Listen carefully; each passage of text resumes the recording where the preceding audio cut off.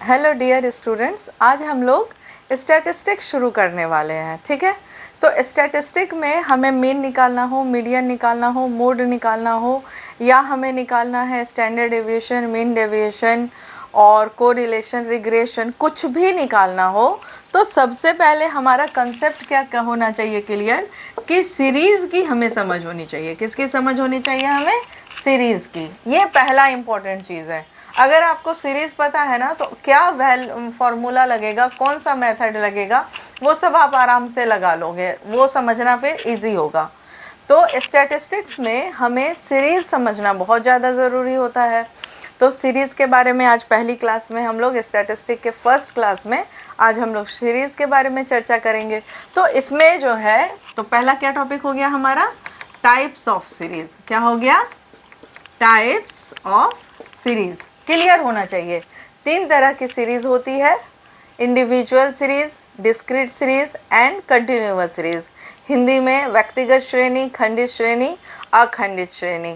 ठीक है, तो ये 3 तरह की सीरीज़ होती है। इन तीनों तरह के सीरीज़ को जो है हम लोग समझते हैं और फिर आगे हम लोग मीन निकालना सीखेंगे। तो पहला जो सीरीज़ है, उस पहले सीरीज़ का नाम क्या है?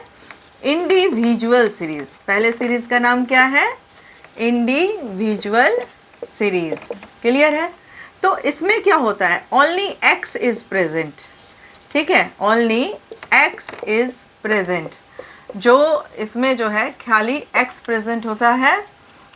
हिंदी में इसको, शुद्ध हिंदी में इसे क्या कहते हैं? व्यक्तिगत श्रेणी। हिंदी में इसे क्या कहते हैं? व्यक्तिगत श्रेणी, जिसमें हमारा केवल कौन रिप्रेजेंट होता है? केवल हमारा x होता है प्रेजेंट इसमें। और जो n होता है वो क्या होता है? Number of terms. n जो होती है, only x is present and number of terms is called n। Number of terms is called n। ठीक है, जो नंबर ऑफ आइटम होते हैं, ये मार्कर ख़राब हो गया, आप लोग लिख लो सुन करके। नंबर ऑफ टर्म्स जो होते हैं उसको हम लोग क्या कहते हैं? n हम लोग कहते हैं। क्लियर है? इंडिविजुअल सीरीज़ में एक उदाहरण से देख लेते हैं। मैंने क्या कहा? Only x is present and number of terms is called n। तो यहाँ उदाहरण देख लो, x दिया हुआ है। ठीक है, तो x कितना दे रखा है? x है 10, 20, 30, 40, 50। और ये जो है नंबर ऑफ आइटम यहाँ कितने हो गए? 1, 2, 3, 4, 5। तो यहाँ पर n हमारा कितना होगा? 5। क्लियर है? ये रोल नंबर हो सकता है, ये सीरियल नंबर हो सकता है, ये कुछ भी हो सकता है। और x भी हमारा कुछ भी हो सकता है, मार्क्स हो सकता है, इनकम हो सकता है, ईयर हो सकता है। अगर मान लो ये x में रेनफॉल लिया है हमने, तो ये ईयर हो जाएगा। सीरियल नंबर की जगह हम लोग ईयर लिखेंगे। मार्क्स है तो यहाँ पर सीरियल नंबर की जगह हम लोग क्या लिखेंगे? रोल नंबर लिखेंगे। तो जैसे मान लो किसी क्लास में 10 बच्चे हैं, तो 10 बच्चों का एवरेज मार्क्स हमें निकालना है।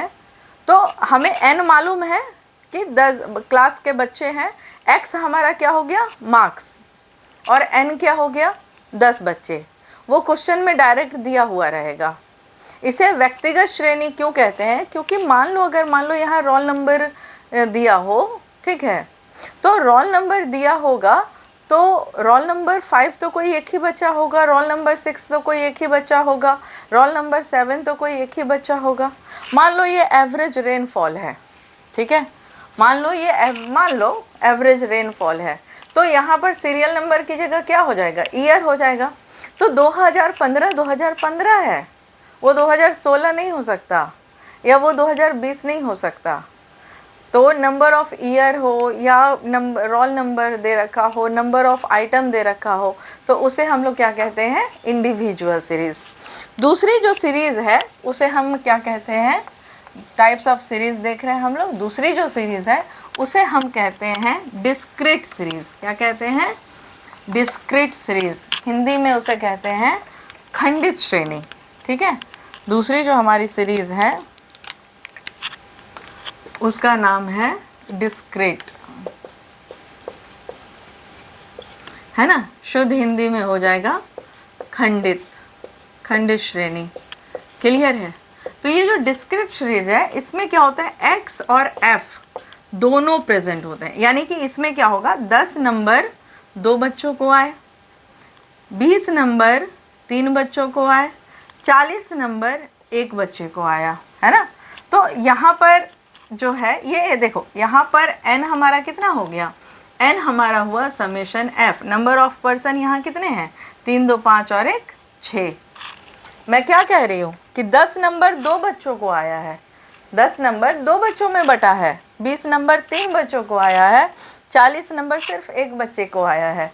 नंबर ऑफ पर्सन यहाँ 3 नहीं है, नंबर ऑफ पर्सन यहाँ क्या हो गया 6, क्योंकि n का काम हमारा कौन करता है, समेशन f। n का काम हमारा कौन करता है, समेशन f। क्लियर है यहाँ तक। ये हो गया हमारा कौन सा, डिस्क्रीट सीरीज। ठीक है, अब बात करते हैं हम लोग तीसरे सीरीज की, और वो जो तीसरा सीरीज होता है उसे कहते हैं कंटिन्यूअस। तीसरा जो हमारा सीरीज है उस सीरीज का नाम क्या है, कंटिन्यूअस सीरीज तीसरा।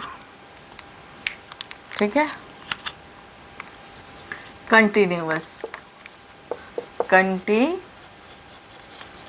सीरीज, क्लास इंटरवल, है ना। इसमें क्या होता है, इसमें क्लास इंटरवल होता है, क्लास इंटरवल पाया जाता है और f पाया जाता है। ठीक है, क्लास इंटरवल और x, ये देखते ही समझ में आ जाएगा आप लोगों को कि ये क्लास इंटरवल का है। ठीक है, c को ठीक से लिख देती हूँ, क्लास इंटरवल। ठीक है, कंटिन्यूअस को क्या बोलते हैं, अखंडित। कंटिन्यूअस को क्या बोलते हैं, अखंडित।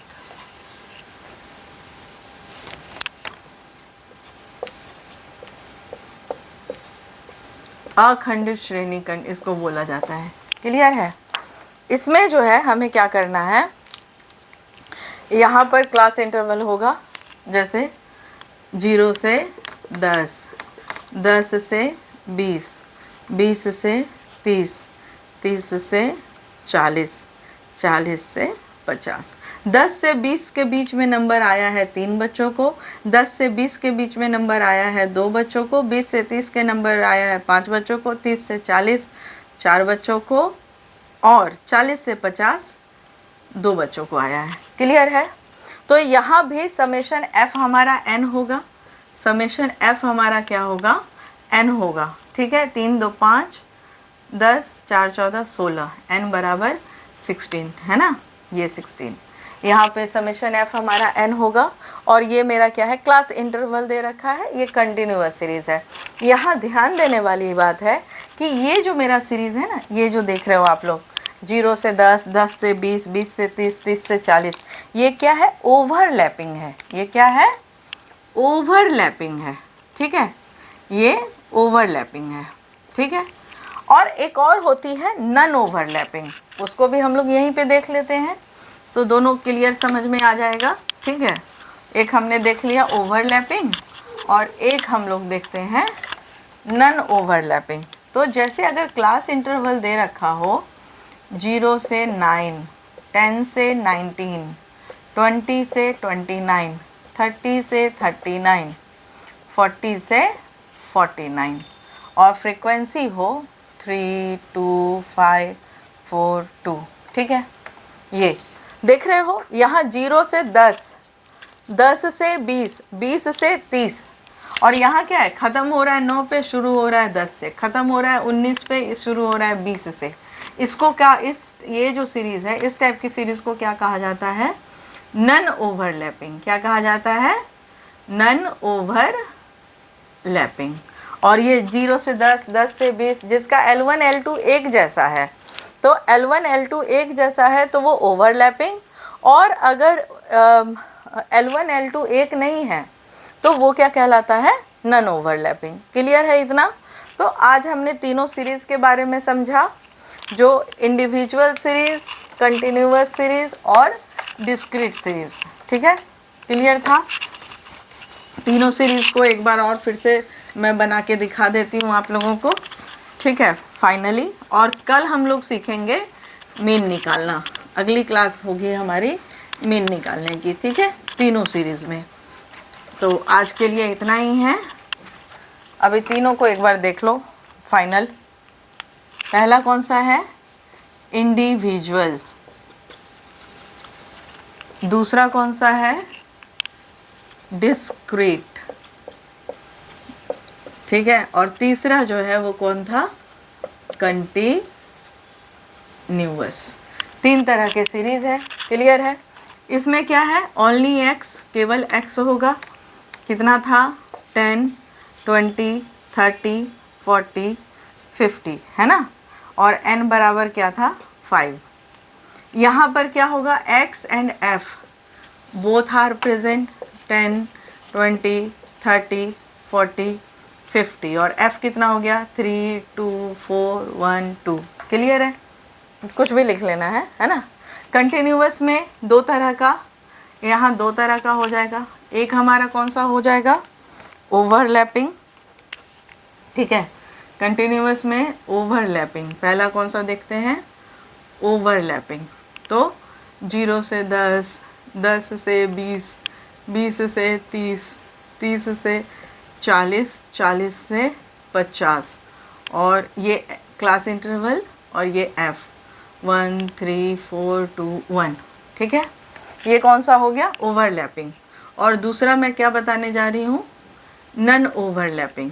दूसरा क्या है, नन ओवरलैपिंग, तो वो क्या हो जाएगा, 0 से 9, 10 से 19, 20 से 29, 30 से 39, इस तरह से। और f दे रखा होगा, f क्या दे रखा है, 1, 3, 4, 2, है ना, इस तरह से।